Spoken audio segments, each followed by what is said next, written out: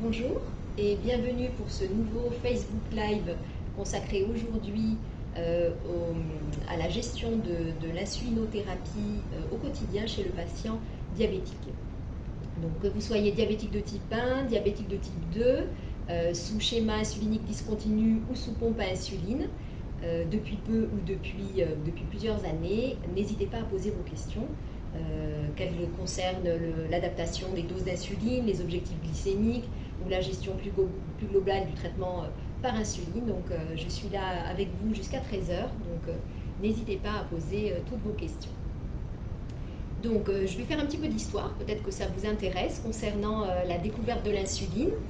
Parce que je trouvais ça intéressant. Donc il faut, vous savez probablement que jusque dans les années 1920, jusqu'au début 1920, le diabète de type 1 était malheureusement une maladie qui était constamment mortelle en quelques semaines, en quelques mois ou quelques années, puisque à l'époque on ne disposait pas d'insuline. Et en fait, la découverte de l'insuline est liée à un chirurgien, le docteur Frédéric Banting, un chirurgien canadien, qui a isolé à partir d'îlots de Langerhans au niveau des pancréas de l'insuline dès 1921, et à l'aide d'un étudiant en médecine d'un interne en médecine, enfin un étudiant en médecine qui s'appelait Charles Best, il a réalisé des expériences dès 1921, initialement sur des chiens qui se sont révélées au départ peu concluantes, et le 1er août 1921, il parvient pour la première fois chez un chien à faire baisser la glycémie en injectant des extraits pancréatiques. Donc c'est là qu'on a enfin pu isoler l'insuline et voir que l'injection d'insuline permettait de baisser la glycémie. Et le premier patient qui a pu bénéficier du traitement insulinique s'appelle Leonard Thompson. C'est un patient diabétique de type 1 de 14 ans qui était hospitalisé à l'hôpital de Toronto dans un état critique et qui a pu bénéficier ainsi de la première injection d'insuline, donc chez l'homme, qui a permis d'améliorer son état clinique. Voilà. Alors, pour revenir à ce chirurgien, le docteur Frédéric Banting, il faut savoir qu'il est né le 14 novembre 1891. Pourquoi je vous indique sa date de naissance? Parce que vous savez certainement que tous les ans, le 14 novembre, c'est la journée mondiale du diabète. Voilà, et donc cette date vient en référence à ce chirurgien qui a isolé l'insuline d'extrait pancréatique. Donc cette insuline a été progressivement de plus en plus purifiée, les extraits pancréatiques ont pu être purifiés pour isoler l'insuline de manière plus pure et de manière plus efficace. Les choses ont bien évidemment évolué. Dès 1930, on a pu allonger la durée d'action des insulines, soit en les cristallisant avec du zinc, soit en ajoutant de la protamine à ces molécules d'insuline pour allonger leur durée d'action. Et ensuite, dès les années 80, les insulines qui étaient initialement extraites de pancréas de porc et de bœuf ont pu être synthétisées par génie génétique, amenant ainsi je pense qu'on a perdu la connexion. Non? Alors, vous me direz, voilà, je continue. Si on a perdu la connexion, je vous laisse m'envoyer un petit message. Donc, et comme je vous disais, donc à partir des années 80, les insulines ont pu être produites par génie génétique et les insulines ont évolué, notamment ces dernières années, comme vous le savez, avec l'apparition de l'Alantus, donc une insuline d'action prolongée qui permettait en fait d'avoir une basale qui durait en moyenne 20-24 heures, et puis les insulines rapides au moment des repas, et dernièrement l'arrivée de la Tresiba, de la Toujeo, de la Fiasp, voilà pour les nouvelles insulines.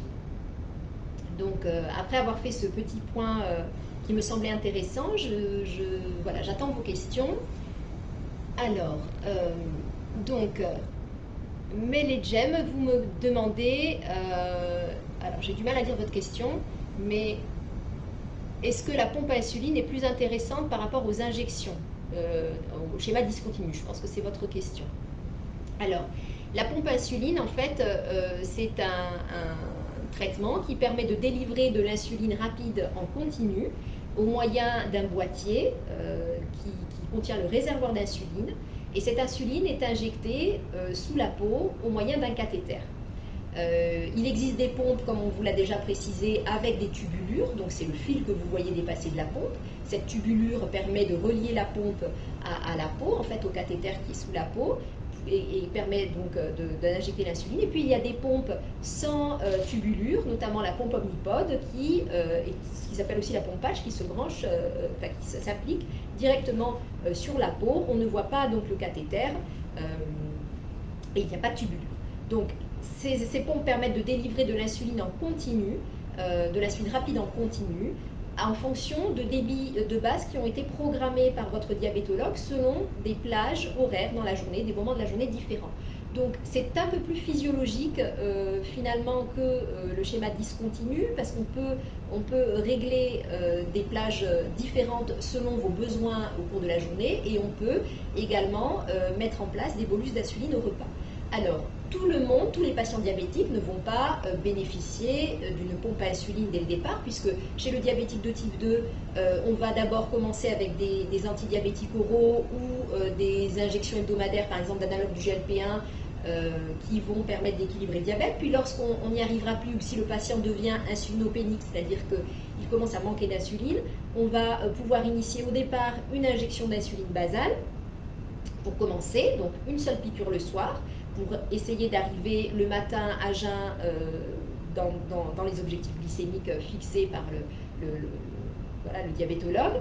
Et puis, si ça ne suffit pas, là, on va commencer à augmenter les injections d'insuline en débutant peut-être une insuline rapide le matin et voir un schéma qu'on appelle basal-bolus avec une insuline basale, comme je vous l'ai dit, et des bolus, donc des injections d'insuline rapide à chaque repas. Lorsqu'on commence à augmenter le nombre d'injections d'insuline, il est intéressant de passer à un traitement par pompe qui a montré en fait une efficacité sur l'hémoglobine glyquée. Et puis, au niveau alors il y a certains patients qui se trouvent améliorés au niveau de la qualité de vie, et ça permet également, comme je vous l'ai dit, vu qu'on définit des plages horaires, des plages cibles, que finalement l'insuline basale ne permet pas, ce qu'on ne peut pas avoir avec une insuline basale. Vous allez avoir une injection d'une dose d'insuline unique le soir qui va couvrir les 24 heures. Là, avec la pompe, on peut avoir des plages horaires différentes. Donc, il y a peut-être un plus grand confort aussi pour éviter les hypoglycémies ou les hyperglycémies sur certaines plages horaires, donc sur la journée. Voilà, donc je pense que le traitement par pompe à insuline, effectivement, est un bon traitement. Il prévient l'apparition de complications en améliorant l'équilibre glycémique. Et il faut de toute façon en discuter avec votre diabétologue, qui pourra vous dire si le type de votre diabète et l'évolution de votre diabète peut conduire à la mise en place d'un traitement par pompe à insuline. Chez le diabétique de type 1, maintenant on va aller beaucoup plus vite, beaucoup plus rapidement à la pompe à insuline. On peut démarrer par un schéma discontinu au départ pour que le patient intègre bien l'adaptation des doses d'insuline et puis se familiarise petit à petit avec l'insulinothérapie, et passer assez rapidement au traitement par pompe à insuline, qui me semble être quand même le meilleur traitement dans ce contexte-là. Alors, donc, Bridel, vous me dites, les stylos en cours d'utilisation sont conservés à température ambiante. Or, aujourd'hui, nous dépassons les 25 degrés. Que risque-t-on?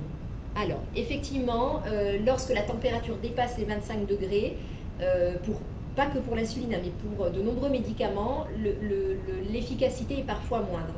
Donc, il faut conserver les stylos qui ne sont pas en cours d'utilisation au réfrigérateur, et essayer de mettre le stylo que vous utilisez actuellement dans une pièce la plus froide possible de la maison. Ne pas l'exposer au soleil, parce qu'effectivement le soleil, la chaleur peut dénaturer l'insuline et la rendre moins efficace. Donc voilà, il faut essayer de conserver votre stylo actuel dans une pièce qui est la moins chaude possible. Et puis si vraiment la température est très très élevée, peut-être le laisser au réfrigérateur et puis le sortir quelques minutes avant l'injection, voilà, pour conserver l'efficacité de l'insuline. Mais aussi, il ne faut pas que lorsque vous injectez votre insuline, elle soit complètement cristallisée. Si vous voyez des dépôts blancs au niveau de l'insuline, c'est qu'il faut, voilà, elle est peut-être cristallisée, il vaut mieux attendre encore un peu avant de l'injecter. Alors, Annick, vous êtes diabétique de type 1, vous avez peur de prendre du poids sous insuline. Donc, alors, effectivement, il faut savoir que l'insuline, c'est un traitement qui peut faire prendre du poids, parce que c'est une insuline l'insuline, qu'elle soit pharmaceutique ou l'insuline endogène participe à, lorsqu'on a une consommation importante de calories, d'acides gras, de glucides, l'insuline en fait a une action de lipogénèse et de glycogénèse, c'est-à-dire qu'elle va stocker, elle va permettre de stocker les nutriments sous forme d'énergie et notamment sous forme de tissu graisseux. Donc l'insuline peut faire prendre du poids. Maintenant, si vous avez une alimentation équilibrée, que vous faites du sport et que vos doses d'insuline sont adaptées, en théorie, vous devriez, si vous êtes diabétique de type 1, limiter la prise de poids. Voilà.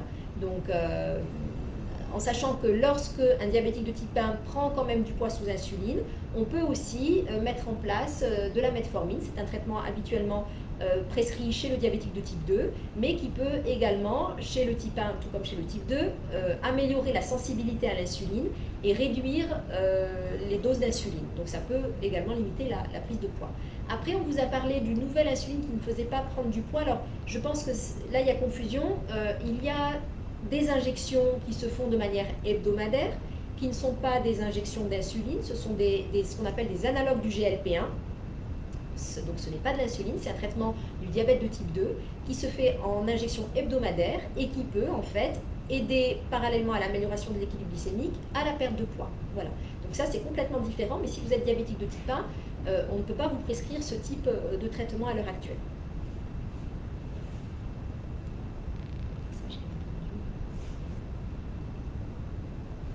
Alors, donc Annick, vous êtes en basal bolus et vous souhaitez de l'aide pour adapter vos doses d'insuline lorsque vous faites du tennis. Alors c'est une très bonne question, donc on va parler justement de l'adaptation des doses d'insuline parce que je pense que c'est votre quotidien et je vais essayer de vous apporter quelques éléments pour adapter au mieux vos doses d'insuline. Donc tout d'abord, vous êtes sous basal bolus, ça veut dire que vous avez une injection d'insuline lente basale le soir et des injections d'insuline rapide ou ultra rapide, donc c'est-à-dire des bolus à chaque repas. Pour adapter la dose d'insuline lente, la dose d'insuline basale du soir, on va regarder la glycémie du matin à jeun. Vous avez des objectifs glycémiques qui ont été définis par votre médecin traitant ou votre diabétologue. La plupart des patients ont des objectifs le matin à jeun entre 0,80 g et 1,30 g.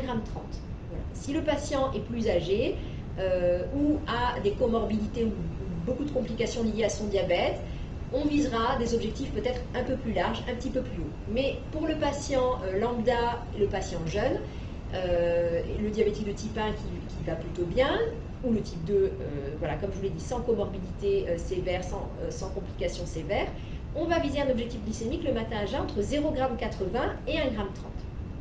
Pour adapter votre dose de basal, vous allez donc regarder cette glycémie du matin à jeun. Si votre glycémie est inférieure à 0,80, ou si vous faites une hypoglycémie dans la nuit, vous baisserez dès l'injection suivante votre insuline basale de 1 voire 2 unités. Comment vous savez s'il faut baisser de 1 ou de 2? Vous regardez la dose de départ. Si vous avez des doses de 10 unités, de moins de 10 unités, pardon, vous baisserez votre dose de basale de 1 unité. Si vous avez des doses d'insuline basale, d'insuline lente de plus de 10 unités, vous adapterez votre dose d'insuline par palier de 2 unités. Donc vous la baisserez de 2 unités si vous êtes en hypo inférieur à 0,80 le matin au réveil ou la nuit. Maintenant, si vous êtes en hyperglycémie à plus de 1,30 g le matin à jeun sans avoir fait d'hypoglycémie nocturne, vous augmenterez votre dose d'insuline basale de 1 ou 2 unités, comme on l'a dit précédemment. Si vous avez moins de 10 unités, vous ferez des paliers de 1 en 1. Si vous avez plus de 10 unités, des paliers de 2 en 2. Et pour l'hyperglycémie, vous attendez 2 jours de suite. Pour l'hypo, on corrige de suite. Pour l'hyper, on attend une hyper 2 jours de suite avant de modifier la dose d'insuline. Donc voilà pour l'adaptation d'insuline basale. Si vous êtes une femme enceinte, c'est vrai que j'en ai pas parlé, l'objectif est plus strict. Le matin à jeun, on espère une glycémie entre 0,75 et 0,95. Ça, c'est uniquement pour la femme enceinte. Maintenant, par rapport à l'adaptation des doses de bolus, c'est-à-dire les doses d'insuline rapide que vous allez faire au repas, on les adapte de 2 façons. La première façon, c'est regarder la glycémie postprandiale. Qu'est-ce qu'on appelle la glycémie postprandiale? C'est la glycémie qu'on va faire 2 heures après le début d'un repas.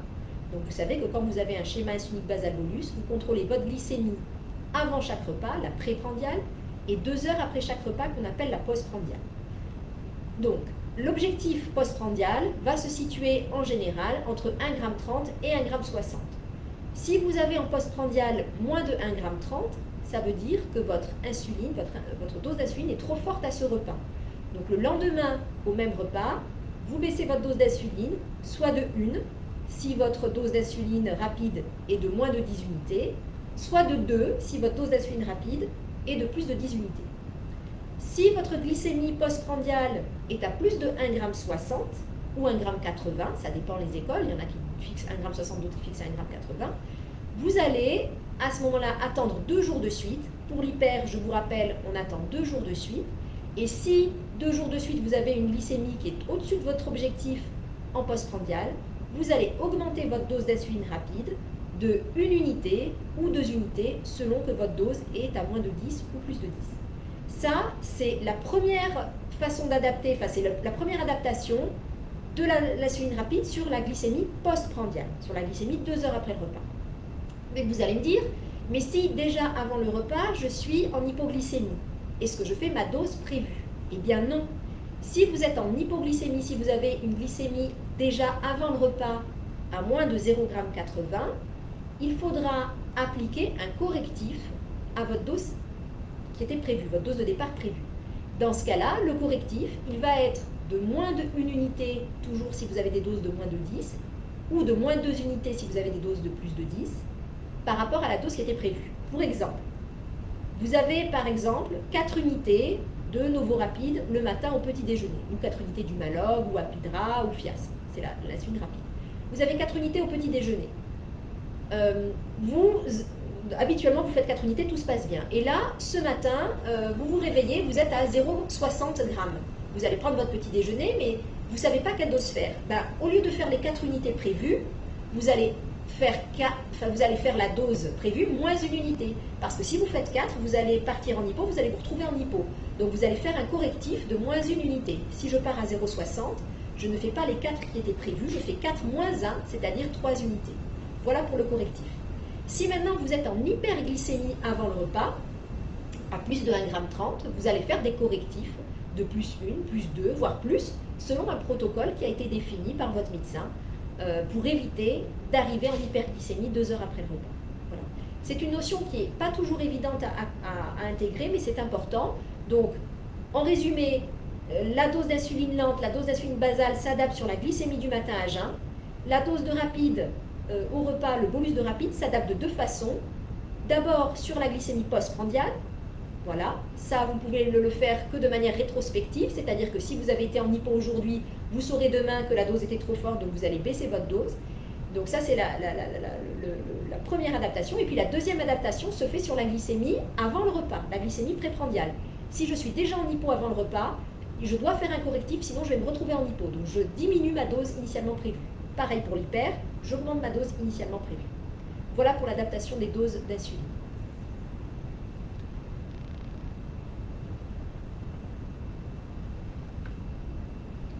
Alors, donc Maëva, vous me dites, qu'est-ce qui fait changer le type d'insuline? Votre fille de 3 ans est sous pompe 640G avec Novorapide.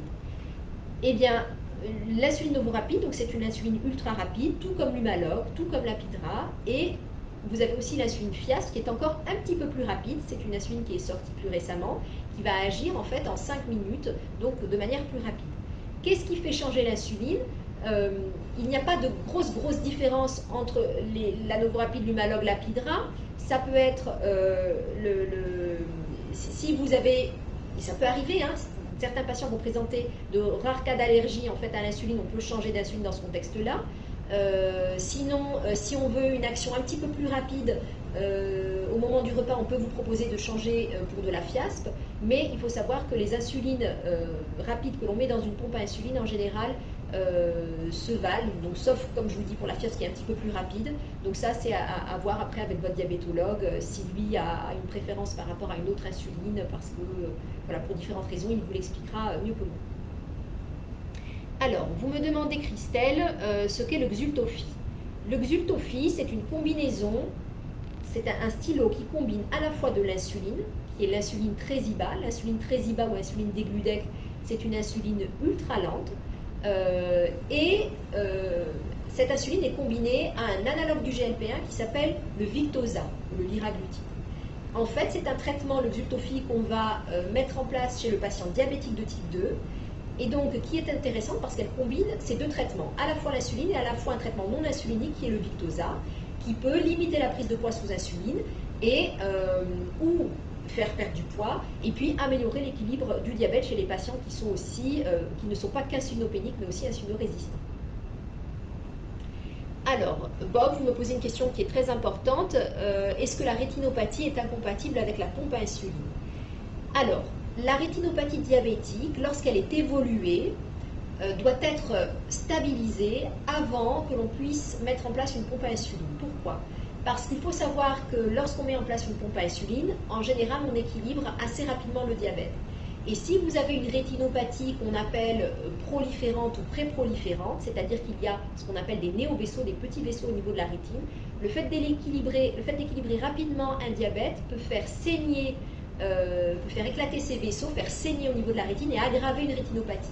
C'est pour ça qu'avant de mettre en place une pompe à insuline, on demandera toujours d'avoir un fond d'œil récent, pour être sûr qu'il n'y ait pas de rétinopathie proliférante ou sévère qui contre-indique temporairement la mise en place de la pompe à insuline. Ce n'est pas une contre-indication définitive, c'est transitoire, c'est-à-dire qu'on va demander à ce que vous soyez revu par votre ophtalmologue de manière régulière pour qu'il stabilise votre rétinopathie avant de pouvoir mettre en place une pompe à insuline.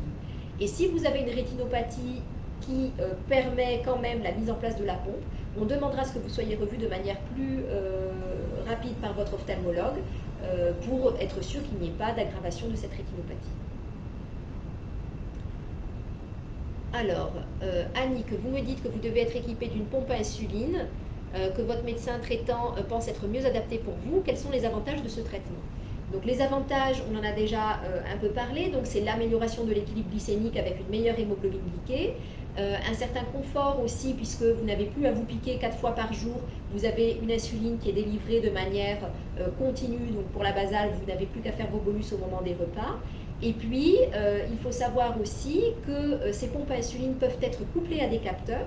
Actuellement, vous avez la pompe 640G qui est couplée au capteur Enlight qui permet avant d'arriver en hypoglycémie, d'arrêter la pompe, donc c'est ce qu'on appelle l'arrêt prédictif avant hypoglycémie, si on a activé ce qu'on appelle la fonction SmartGuard, donc cette pompe peut être couplée à un capteur, et il va y avoir prochainement sur le marché de nouvelles pompes qui vont être couplées à des capteurs sous la forme de pancréas artificiels, donc qui permettront, grâce à un algorithme, d'interrompre l'injection d'insuline avant d'arriver en hypoglycémie et d'ajuster le débit basal ou d'effectuer des microbolus en cas d'hyperglycémie. Donc ça, c'est vraiment l'avenir du traitement antidiabétique chez le type 1, c'est la pompe couplée au capteur. Voilà qui me semble être vraiment pour vous par la suite un traitement intéressant et adapté. Donc voilà les avantages par rapport au schéma discontinu, puisque avec le schéma discontinu, vous ne pouvez pas jouer sur les injections d'insuline. Une fois qu'elles sont faites, elles sont faites.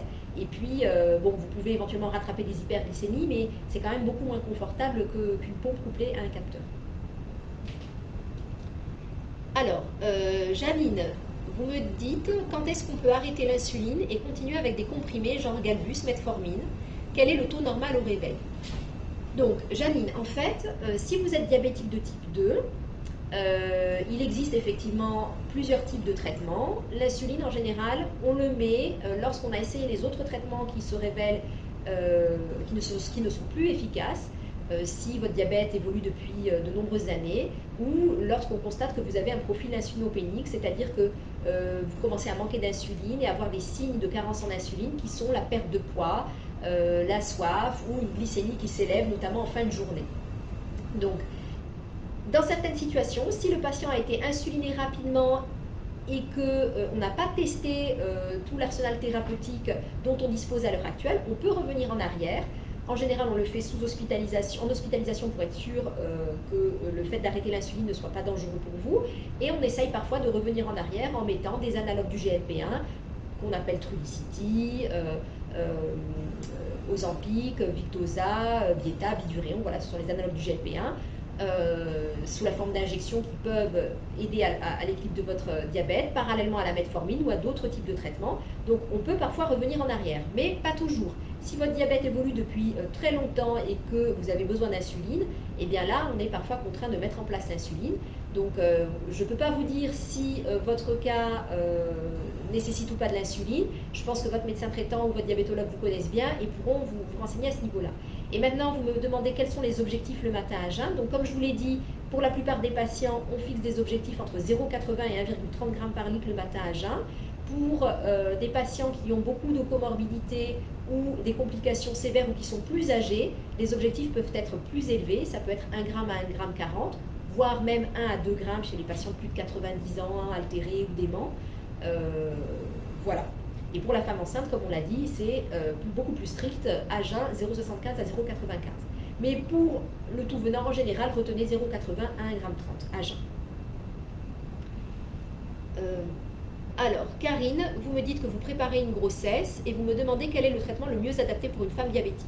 Donc, je pense effectivement que dans le cadre d'une grossesse, le traitement le plus adapté, c'est la pompe à insuline, puisqu'il est nécessaire d'avoir un équilibre strict pendant la grossesse avec des glycémies préprandiales à jeun, donc entre 0,75 et 0,95. Et 2 heures après les repas, les glycémies ne doivent pas dépasser 1,20 g. Et à mon sens, le meilleur traitement à l'heure actuelle pour la grossesse, c'est la pompe. Maintenant, il y a des patientes qui ne souhaitent pas de pompe à insuline, donc chez qui on va proposer un traitement insulinique discontinu, en sachant que les antidiabétiques oraux ne peuvent pas être prescrits en France chez la femme enceinte. Voilà. Alors, Annick, vous me dites que vous faites des réactions cutanées à chaque injection et vous me demandez si vous êtes allergique à l'insuline. Donc, il faudrait voir quelles sont ces réactions, sous quelle forme elles se présentent. Effectivement, il existe dans de rares cas des allergies à l'insuline. Dans ce cas-là, on peut proposer de changer d'insuline. Il existe plusieurs insulines rapides ou lentes actuellement sur le marché. Moi, je vous propose à ce moment-là de vous rapprocher de votre médecin et puis de changer d'insuline, de vérifier aussi que ce ne soit pas une allergie, si c'est sous pompe, au cathéter ou au matériel qu'on met sur la peau. Voilà, donc il faut essayer de changer, dans ce cas-là, le matériel. Maëva, alors, fiaspe du coup, si on fait après les repas, la correction, c'est peut-être plus intéressant. Quelles sont les contraintes de la FIAS? Alors, donc, les injections d'insuline rapide ou ultra rapide doivent être faites au moment du repas. Si on les fait après un repas, on court derrière une hyperglycémie puisque la glycémie commence déjà à monter au moment où vous allez manger, donc elle va monter assez rapidement. Si vous faites votre injection d'insuline après le repas, c'est déjà un peu tard. Donc l'injection d'insuline doit se faire au moment du repas. Vous vous mettez à table, vous allez manger, vous faites votre injection de suite. Que ce soit de la Novorapide, de l'Humalog, de l'Apidra ou de la Fiasp, l'insuline se fait au moment du repas. Dans de rares cas, quand même, je vais vous en parler, on peut proposer de faire l'insuline rapide après le repas. Par exemple, chez un patient qui ne sait pas à l'avance s'il va manger tout son repas, un patient par exemple âgé ou qui a des problèmes gastriques, digestifs, ou qui a une sleeve gastrectomie par exemple dans le cadre d'une obésité et qui doit faire une injection d'insuline mais il ne sait pas s'il va vomir ou pas, on peut, dans ce type, dans de rares cas, enfin dans des cas qui doivent rester quand même comment dire, ça ne doit pas être la majorité des cas, on peut proposer exceptionnellement de faire l'insuline rapide après le repas en fonction de ce qui a été mangé, en vérifiant qu'on n'ait pas vomi le repas derrière, voilà, si on a peur de faire une hypoglycémie derrière. Annick, vous me parlez de la greffe de pancréas et vous voulez savoir en fait ce qu'il en est. Alors, la greffe de pancréas est en général proposée chez des patients qui bénéficient également ou qui vont bénéficier d'une greffe rénale chez des patients qui sont diabétiques, compliqués et notamment qui ont des complications rénales avec une insuffisance rénale dialysée. Donc chez ces patients qui ont une insuffisance rénale dialysée et qui sont candidats à la greffe rénale, on peut leur proposer, lorsqu'ils sont diabétiques de type 1 notamment, de bénéficier par la même occasion d'une greffe de pancréas. Pourquoi on ne le propose pas à tous les patients diabétiques? Parce qu'il faut savoir qu'une fois que vous allez bénéficier d'un greffon, vous allez avoir par la suite un traitement immunosuppresseur à vie. Et les traitements immunosuppresseurs ne sont pas sans danger, ne sont pas dénués de complications, puisque lorsqu'on est sous immunosuppression, on a plus de risques d'infection et on a plus de risques de cancer également. Donc en fait, il faut vraiment peser la balance bénéfice-risque. Et à l'heure actuelle, on a tendance à proposer des greffes de pancréas chez des patients qui bénéficient également de greffes rénales. Et ces greffes ne sont proposées que dans certains centres en France, hein, ça ne se fait pas partout. Donc voilà. Pour ce qui est de la greffe d'îlot de Langerhans, c'est différent. La greffe d'îlot va être proposée dans le cadre de protocoles bien définis, dans certains centres également, chez des patients diabétiques de type 1 qui ont comment dire, qui ont par exemple des hypoglycémies sévères associées à des décompensations acidocétosiques avec un diabète instable, très très difficile à réguler, malgré un traitement par pompe à insuline bien conduit. Et chez ces patients-là qui ont une nette altération de leur qualité de vie, avec un risque pour leur vie également, hein, avec des comas hypo, des décompensations acidocétosiques, on peut être amené à leur proposer des greffes d'îlot, en sachant que pour greffer un patient, il va falloir obtenir plusieurs pancréas. Donc c'est toujours un petit peu compliqué. Voilà, et ça se décide vraiment dans le cadre de protocoles bien définis. Donc Nabil, voilà, vous me parlez d'un voyage à l'étranger et les décalages horaires entre pays peuvent-ils modifier les besoins d'insuline et les horaires des injections? Effectivement, si vous devez voyager dans un pays avec gros décalage horaire, une inversion par exemple des journées et des nuits, vous allez, lorsque vous serez dans le pays de vacances ou pour le travail, dans le nouveau pays, essayer de recaler vos injections d'insuline sur les horaires de repas. Donc, comment faire? C'est-à-dire que si vous avez 12 heures de décalage, que vous faites votre insuline, pour un exemple, Lantus le soir, vous avez 12 heures de décalage, donc finalement, cette insuline, le moment de l'injection d'insuline Lantus devra se faire le matin. Donc il y a deux possibilités. Soit vous faites, pendant votre voyage, enfin, pendant la période où vous êtes dans ce pays, vous gardez cette injection d'insuline Lantus à heure française, qui veut dire que vous la ferez le matin dans ce pays. Soit vous préférez la faire le soir comme vous aviez l'habitude de faire. Dans ce cas-là, il faut voir ça avec votre médecin traitant, votre diabétologue, pour qu'on puisse vous prescrire une insuline une fois qui va vous durer 12 heures, que vous allez pouvoir faire le matin, à la place de la Lantus, quand vous serez dans ce pays, vous faites votre injection d'insuline, par exemple NPH, qui va vous durer la journée pour pouvoir reprendre une injection d'insuline Lantus le soir, comme vous le faites au niveau de votre schéma habituel. Pour les injections d'insuline rapide, là, il n'y a pas de souci, vous continuez à les faire au moment du repas. Donc c'est surtout pour le décalage de la basale que ça pose souci et qu'on peut être amené à prescrire une insuline soit qui va durer 12 heures, soit une insuline un peu plus courte, par exemple une Humalog 50, qui va vous permettre de faire un décalage de 6 heures pour pouvoir après recaler votre schéma sur vos horaires habituels. Donc ça, c'est vraiment à discuter avec votre médecin, ça se fait, il n'y a pas de souci. Voilà.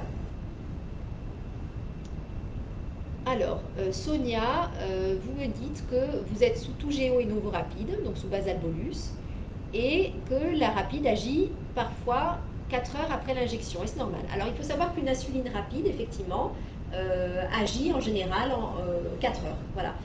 On l'a fait au moment du repas, donc parce que le pic va permettre, le pic de cette insuline va permettre de couvrir le repas, en sachant que la postprandiale, elle est effectuée 2 heures en général après un repas, mais une insuline rapide agit effectivement jusqu'à 4 heures après un repas, donc ça c'est normal.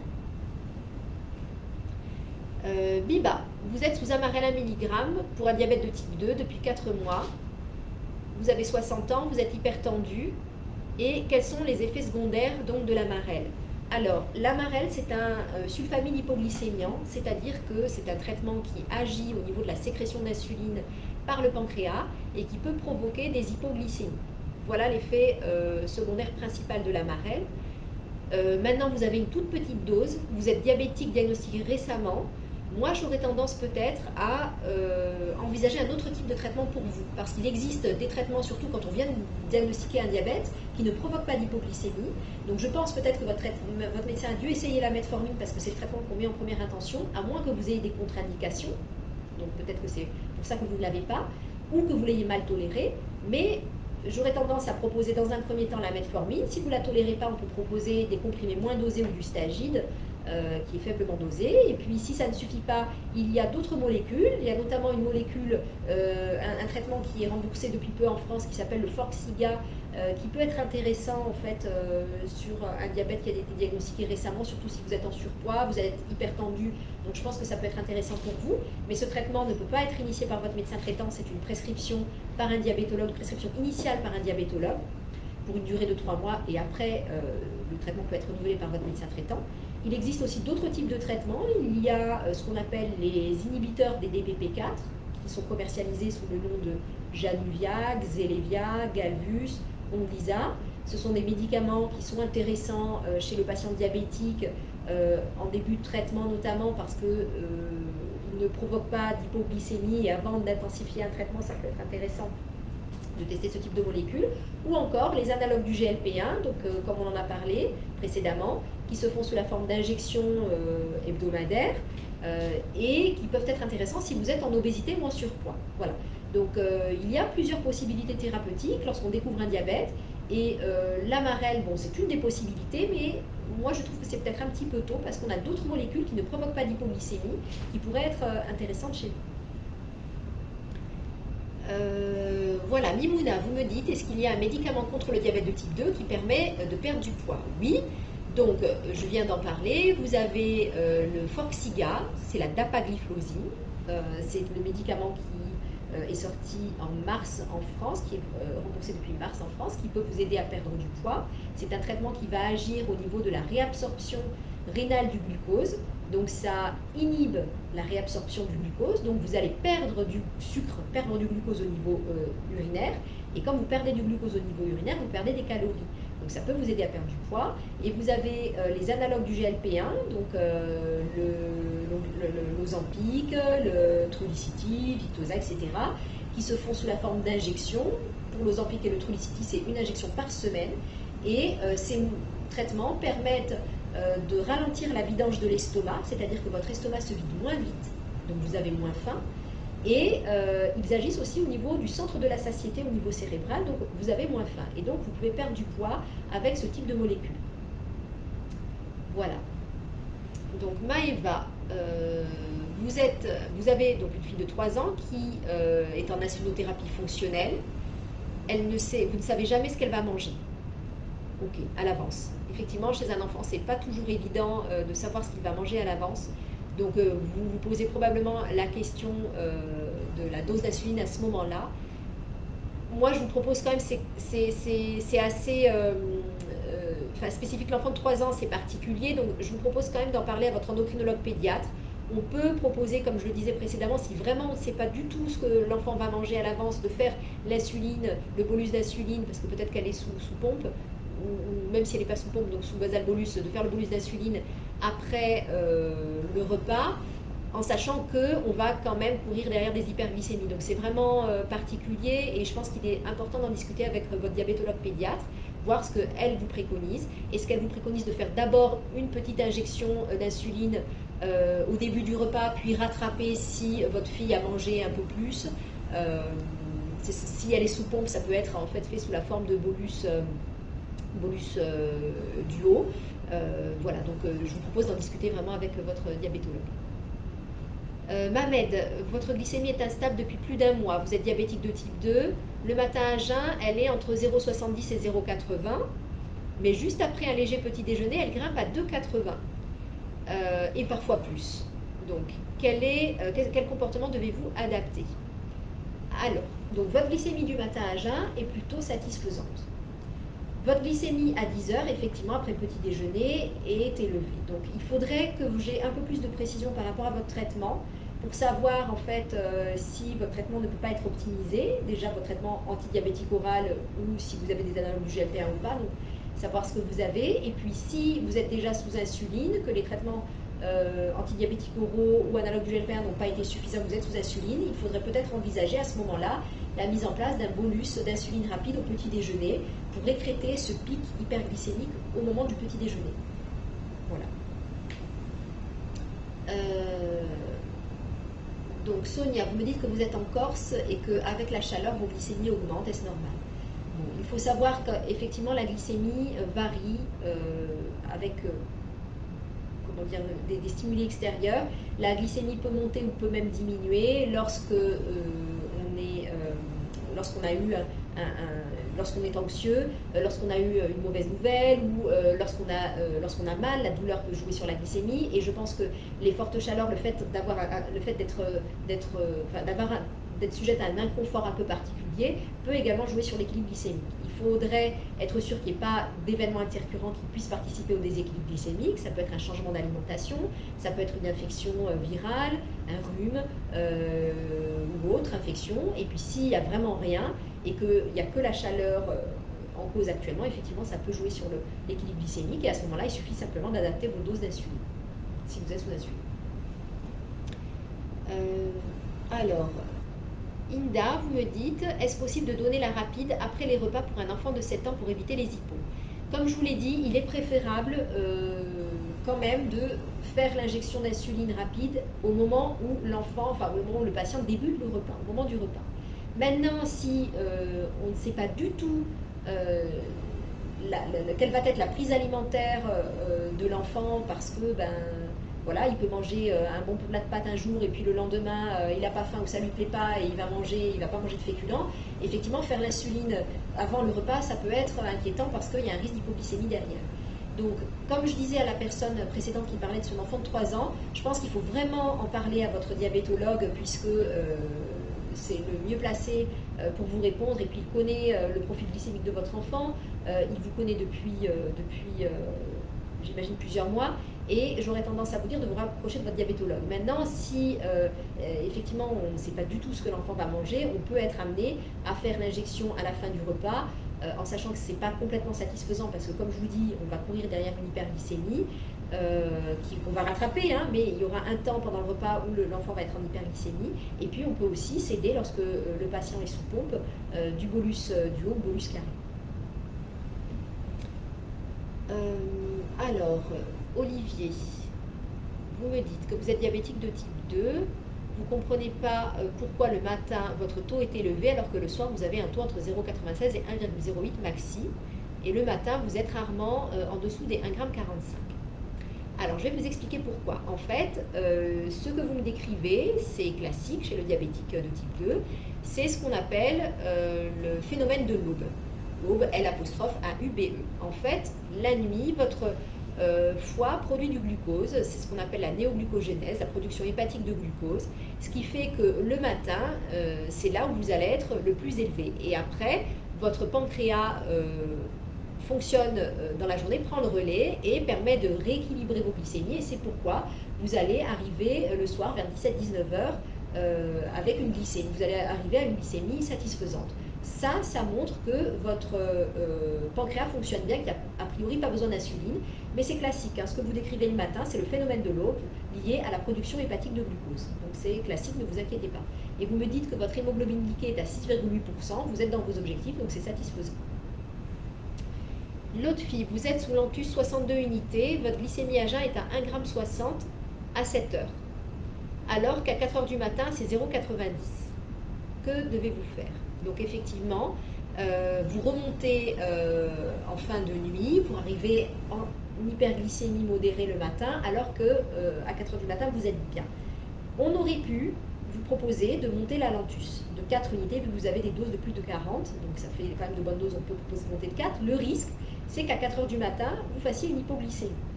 Donc dans ce cas-là, ce qu'on peut proposer éventuellement, c'est de discuter d'un traitement par pompe à insuline qui vous permettra d'avoir un débit de base, deux débits de base en fait nocturne, un débit de base de 0h à 4h qui sera plus faible que celui de 4h à 8h du matin, afin de décréter l'hyperglycémie du matin à jeun. Voilà ce que j'aurais tendance à proposer. Tout ça à discuter selon votre hémoglobine glyquée, parce que si votre hémoglobine glyquée est parfaite malgré la petite hyperglycémie du matin à jeun, on n'est pas pressé, on peut encore temporiser. Alors, Inda, vous me dites que votre fille depuis 1 an est diabétique et qu'elle est toujours en hyperglycémie avec de rares hypos. Vous n'êtes jamais dans les normes. Voilà, donc en fait, il faudrait que j'ai un peu plus de renseignements quant au traitement de son diabète, à son équilibre glycémique. J'imagine qu'elle doit bénéficier du capteur Freestyle libre. Vous savez, c'est le capteur qui se met au niveau du bras, donc qui est remboursé chez les patients diabétiques qui ont au moins 3 injections d'insuline par jour ou une pompe à insuline. Et ça nous permet, ce capteur, en téléchargeant les données, d'avoir le profil glycémique du patient et de voir comment ajuster au mieux le traitement. Et je ne sais pas si votre fille est sous pompe ou pas, mais je pense que l'idéal serait qu'elle soit sous pompe à insuline. et selon les glycémies, enfin selon les taux de glucose enregistrés par le capteur, on peut éventuellement adapter les débits d'insuline avec les données qu'on a. Il peut être intéressant aussi de coupler la pompe à un capteur pour éviter les hypoglycémies, et puis avec l'arrivée des pancréas artificiels qui vont permettre aussi de réguler les hyperglycémies, je pense qu'on pourra trouver une solution à votre problème. Maëva, pardon. Excusez-moi, Karine, vous me demandez si vous décidez de passer sous pompe à insuline, est-ce que vous pourrez toujours aller à la plage et vous baigner? Alors il faut savoir que certaines pompes à insuline, notamment la pompe Omnipod, peut être immergée alors peu de temps et pas trop en profondeur. Donc il est possible de se baigner avec certaines pompes, mais sinon vous avez aussi la possibilité d'arrêter votre pompe temporairement pendant la durée des vacances et de repasser en schéma discontinu basal-bolus. Voilà, c'est-à-dire que si vous partez 2 semaines en vacances à la mer, que vous ne voulez pas vous embêter avec la pompe, que vous avez peur de l'abîmer, ou que vous voulez vous baigner plus longtemps, ou vous exposer au soleil tout en vous protégeant bien évidemment, donc dans ces cas-là, vous pouvez décider de repasser en schéma discontinu basal-bolus avec une basale et une insulinante le soir par exemple, et des rapides à chaque repas, temporairement, et lorsque vous finissez vos vacances à la mer, remettre en place votre pompe à insuline, ce n'est pas un souci. Alors je n'ai plus de questions, on me dit, donc j'attends de voir si vous avez d'autres questions.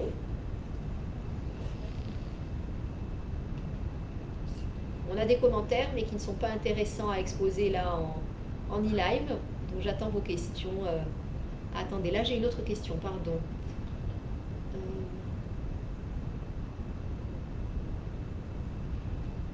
Je ne comprends pas bien la question de CAD. Surveiller les organes nobles. Alors là vous parlez de la surveillance des organes. Vous êtes sous Itacan, glucophage, diaglinide. Alors diaglinide, certainement que ça doit être un traitement par glinide ou sulfamide-hypoglycémiant qu'on n'a pas en France, mais je vois à quoi ça correspond. Vous avez 64 ans, voilà, vous vivez en Algérie et vous avez des fourmillements au niveau de vos pieds. Donc là, vous parlez effectivement des complications liées au diabète. Donc, pour faire un petit point sur les complications du diabète, il faut savoir que lorsqu'on est diabétique depuis plusieurs années, et on a plus de risques, si le diabète a été déséquilibré pendant des années, de faire des complications. Donc tout diabétique doit bénéficier d'un bilan des complications micro- et macroangiopathiques. Qu'est-ce qu'on appelle micro- et macroangiopathiques? Les complications microangiopathiques, ce sont les petits vaisseaux, et les complications macroangiopathiques, ce sont les gros vaisseaux. Et il faut savoir que si le diabète est en plus associé à de l'hypertension artérielle, ce qui est votre cas, du cholestérol, ce qu'on appelle une hypercholestérolémie, si vous êtes âgé, si dans la famille il y a eu des événements cardiovasculaires, ou si vous fumez, vous avez plus de risques de complications, notamment au niveau macrovasculaire. Si vous fumez, vous avez du cholestérol, donc au niveau cardiaque, au niveau des gros vaisseaux du cou, des artères des jambes, et vous avez aussi, si vous êtes hypertendu, plus de risques de complications au niveau rénal. Donc il va falloir faire un bilan régulier avec un fond d'œil une fois par an, une analyse d'urine qu'on appelle la microalbuminurie une fois par an également, avec un dosage également de la créatinine. La créatinine, c'est le marqueur de la fonction rénale, donc ça c'est à faire une fois par an minimum. Et puis par rapport à ce que vous décrivez, le fourmillement des pieds, ça peut être un signe de neuropathie périphérique, c'est-à-dire que le diabète a touché les nerfs des jambes et ça va provoquer des sensations à type de fourmillement, de picotement, de brûlure ou de décharge électrique. Il existe des traitements pour ça. La première chose évidemment, c'est bien équilibrer votre diabète. Et si ça ne suffit pas, on peut vous proposer des traitements qui vont permettre de diminuer ces symptômes, d'améliorer ces symptômes. Ici en France, on a le Lyrica, ce qui s'appelle Prégabalin. Enfin, c'est le nom commercial, c'est le Lyrica, et ce qu'on appelle la DCI, le principe, enfin le nom autrement, c'est la Prégabalin. Et puis vous avez aussi le Cymbalta. Vous avez d'autres molécules, le Neurontin. Il y a plusieurs traitements qui peuvent être proposés dans le cadre de douleurs ou de fourmillements invalidants au niveau des jambes liés à la neuropathie. Et pour ce qui est du dépistage des complications macrovasculaires, macroangiopathiques, on effectuera un électrocardiogramme, éventuellement une épreuve d'effort ou un score calcique. Ça peut être un scanner du cœur qui va rechercher les calcifications au niveau des artères coronaires et établir un score. Si ce score est élevé, on vous adressera à un cardiologue donc pour faire une épreuve d'effort ou une scintigraphie du cœur ou encore une échographie de stress ou éventuellement une coronarographie pour vérifier qu'il n'y ait pas d'atteinte des artères coronaires. Et on fera également, toujours dans le dépistage des complications macroangiopathiques du diabète, une échographie des carotides, une échographie Doppler des artères carotides et des artères des jambes pour vérifier qu'il n'y ait pas de plaques qui rétrécissent le calibre des artères. Voilà, j'espère avoir répondu à vos questions. Alors, oui, le pancréas artificiel se développe, me demande Morgane, qui est concerné par ce nouveau système. Alors, il faut savoir que les études sur le pancréas artificiel ont été un peu interrompues à cause du Covid. On attend en fait que tout se remette en place avec, quand on parle de pancréas artificiel, je vous le rappelle, c'est une pompe à insuline couplée à un capteur de glycémie qui enregistre le taux de glucose interstitiel en continu et via un algorithme, le capteur permet d'envoyer des informations à un récepteur qui peut être soit la pompe dans le cadre du système Medtronic 670G, soit ça peut être un smartphone. Grâce à cet algorithme, on arrive à agir en fait sur la pompe à insuline et arrêter la pompe avant d'arriver à l'hypoglycémie ou ajuster soit le débit de base, soit envoyer des microbolus en cas d'hyperglycémie. Donc ça s'est mis un petit peu au repos à cause des événements récents et du Covid, et on attend en fait que voilà, tout ça reparte pour pouvoir le proposer à nos patients. Donc ça concernera les diabétiques de type 1, pas pour le diabète de type 2 dans l'immédiat, et puis probablement sous certaines conditions, donc c'est encore à préciser. Alors, Josiane, vous me demandez, donc concernant la gastroparésie, comment faire avec les bolus quand on est sous omnipode. Donc je rappelle ce que c'est que la gastroparésie diabétique. La gastroparésie, c'est en gros, schématiquement, c'est un estomac paresseux lié à une neuropathie végétative, c'est-à-dire que le diabète, c'est compliqué de neuropathie qui a... cette neuropathie en fait agit au niveau de l'estomac et l'estomac se vide moins bien.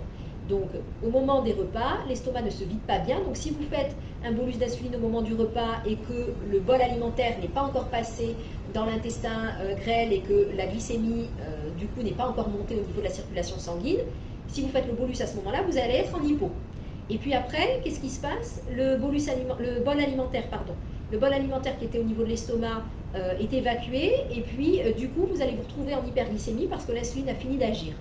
Donc la gastroparésie diabétique, effectivement, c'est un peu compliqué pour la gestion des bolus d'insuline, mais ce qu'on peut proposer déjà, c'est de mettre en place un traitement pour cette gastroparésie en vous prescrivant par exemple du motilium, de la dompéridone, au moment des repas, 30 minutes avant chaque repas, pour essayer de faire en sorte que l'estomac se vide plus vite. La dompéridone, le motilium, c'est un prokinétique, c'est-à-dire que ça va accélérer la vidange de l'estomac. Donc déjà, essayez ce traitement-là. Puis si ça ne suffit pas, on peut proposer en hospitalisation des injections d'érythromycine. C'est un antibiotique qui va aussi agir sur la motilité de l'estomac pour pouvoir faire en sorte que l'estomac se vide mieux. Et si, malgré ce n'est toujours pas satisfaisant, sachez que vous pouvez faire avec votre pompe Omnipod un bolus carré, qui fait que votre bolus va être délivré de manière plus prolongée. Vous n'allez pas avoir un bolus d'un coup qui va vous mettre en hypoglycémie. Vous pouvez faire ce bolus carré qui va permettre d'avoir une injection d'insuline qui va être délivrée au moment du repas de manière plus progressive afin d'éviter les hypoglycémies. Christelle, vous êtes diabétique de type 1, sous capteur N-Light. Alors, j'ai perdu votre question, pardon. Oui, vous voulez aller à la plage sans enlever le capteur et passer au stylo pour la journée. Alors là, Christelle, vous me posez une colle parce que je ne sais pas s'il est possible de laisser le capteur d'immerger le capteur dans l'eau de mer. Là, vous me posez une petite colle, il faudrait que je vérifie et que je vous réponde plus tard.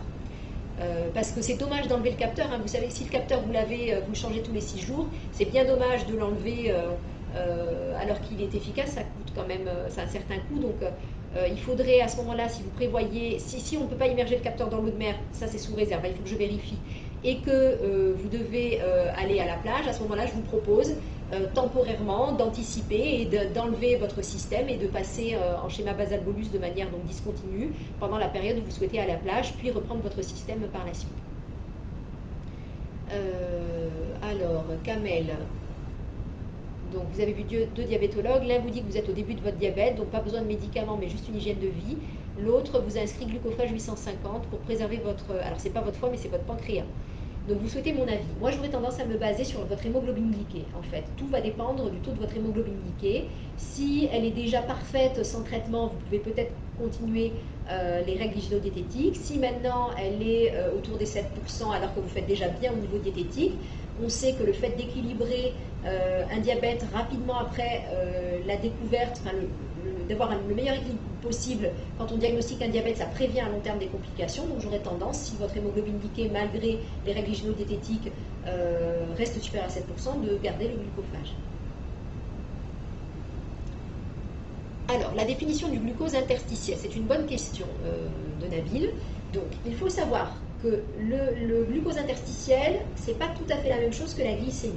Quand on parle de glycémie, la glycémie, c'est la glycémie que vous faites au bout du doigt, la glycémie capillaire. Quand vous piquez, vous faites sortir une goutte de sang, vous mesurez la glycémie sur cette goutte de sang, c'est le taux de sucre dans le sang. Glycémie, c'est taux de sucre dans le sang, que ce soit capillaire ou veineux. Une prise de sang, c'est aussi une glycémie, c'est la glycémie veineuse. Voilà. Quand on parle de glucose interstitiel, c'est un peu différent. Le tissu interstitiel, enfin le liquide interstitiel, pardon, c'est le liquide qui baigne les cellules. Donc ce n'est pas du sang, c'est du liquide qui entoure les cellules et ce liquide, il contient également du glucose. Lorsqu'on pose un capteur, que ce soit le Freestyle Libre, le capteur N-Light, le capteur Dexcom ou d'autres capteurs, les capteurs vont enregistrer le taux de glucose interstitiel. Donc c'est le taux de glucose dans le liquide interstitiel qui baigne les cellules. Il y a toujours un décalage entre la glycémie et le taux de glucose interstitiel. Par exemple, pour le capteur Freestyle Libre, ce décalage il est de 5 à 10 minutes. C'est-à-dire que lorsque vous allez manger, c'est d'abord la glycémie capillaire qui va monter, et 5 à 10 minutes après, vous allez avoir la variation, comme vous l'avez eu au niveau du sang, vous allez avoir cette variation au niveau du glucose interstitiel. Donc il ne faut pas vous attendre à avoir exactement la même valeur entre le glucose interstitiel et la glycémie. Il y a toujours un petit décalage et avec le Freestyle Libre, c'est 5 à 10 minutes entre la glycémie capillaire et le glucose interstitiel. C'est valable également quand vous faites une injection d'insuline et que votre taux de glycémie baisse. Il va y avoir d'abord une baisse de la glycémie capillaire avant que ça retentisse sur le glucose interstitiel. Alors, Karine, vous me demandez ce que va apporter le Freestyle Libre 2 par rapport au 1. Est-ce que j'ai une idée sur la date du remboursement? Alors Karine, je vous invite à voir justement l'article que j'ai écrit sur le Freestyle Libre 2 et qu'on a mis en ligne cette semaine, mardi ou mercredi, sur notre site Diabète 66. Donc c'est l'occasion de vous dire que chaque semaine, on met en ligne des articles scientifiques sur les dernières actualités, avec à la fois un article paramédical fait par une infirmière ou une aide-soignante ou la diététicienne ou la psychologue qui peut vous apporter des renseignements intéressants sur le quotidien du diabète, et puis un article médical. Donc toutes les semaines on essaye de vous poster un article sur le site Facebook mais également sur le site Diabète 66, et vous avez tous nos articles disponibles dans la rubrique blog. Donc cette semaine, justement, on a parlé du Freestyle Libre 2. Les avantages par rapport au 1, c'est la mise à disposition d'alarmes optionnelles en cas de taux de glucose bas ou de taux de glucose haut. Mais pour pouvoir disposer de ces alarmes optionnelles, il faut que vous scanniez avec votre smartphone après avoir téléchargé l'application Freestyle Libre Link. Le Freestyle Libre 2 ne peut pas, enfin, il est compatible avec le lecteur Freestyle Libre 2 et avec le Freestyle Libre 1 si on l'a mis à jour, mais avec le lecteur mis à jour ne vous donnera pas accès aux alarmes. Pour pouvoir avoir les alarmes, il faut vous scanner avec votre smartphone. Donc il faut s'assurer que votre smartphone soit compatible et puisse télécharger l'application Freestyle Libre Link. Et puis il y a aussi l'avantage par rapport au 1, c'est qu'il y a une plus grande précision, notamment dans les hypoglycémies. Et je n'ai pas d'idée sur la date de son remboursement. Donc le phénomène de l'eau, j'en ai déjà parlé, score, donc je vous invite à revoir cette live en replay si vous voulez savoir ce que c'est que le phénomène de l'eau, parce qu'on en a parlé. Ok. Alors, on va approcher des 13 heures, donc juste une ou deux questions. Salia, vous me dites que vous êtes greffé rénal, vous avez eu le diabète après la greffe, votre hémoglobine glycée est à 6,5%. Donc, il est probable que vous ayez eu le diabète après la greffe parce qu'on vous a mis des traitements immunosuppresseurs et peut-être de la cortisone qui a pu révéler un diabète. Donc, ça arrive, hein, on le voit. Votre hémoglobine glycée est à 6,5%, elle est bonne. Et puis, vous avez des triglycérides à 2,96 g. Donc, effectivement, vous avez une hypertriglycéridémie, c'est que vos triglycérides sont un peu élevés. Les triglycérides baissent assez facilement avec la diététique. Donc, quand on a trop de triglycérides, il faut essayer de faire attention à ce qu'on mange et notamment pas consommer trop de sucre et trop de fructose. Le fructose, vous le trouvez dans les fruits, c'est le sucre du fruit, dans les compotes, les jus de fruits. Si vous êtes en surpoids, perdre un petit peu de poids. Et puis, il y a quand même aussi certains traitements immunosuppresseurs qui favorisent les hypertriglycéridémies. Donc, déjà, dans un premier temps, optimiser la diététique. Et Maëva, les alertes hyper et hypo, vous dites c'est top, mais vous ne savez pas comment il faut. Mais je ne sais pas comment ils feront, s'il faudra toujours se scanner. Alors pour l'instant, donc comme je vous ai dit, il faut se scanner avec l'application Crystal Libre Link et c'est les alarmes si vous les avez programmées avec un seuil hypo, un seuil hyper. Donc votre téléphone va vous alerter sous la forme de vibration si vous l'avez réglé sous vibreur ou sous sonnerie. Voilà, il est 13 heures, donc on arrive au terme de cette live. J'espère que ça vous a plu et que ça vous a apporté des éléments intéressants pour votre quotidien. Et je n'ai plus qu'à vous souhaiter une bonne journée et un très bon week-end. À bientôt, au revoir.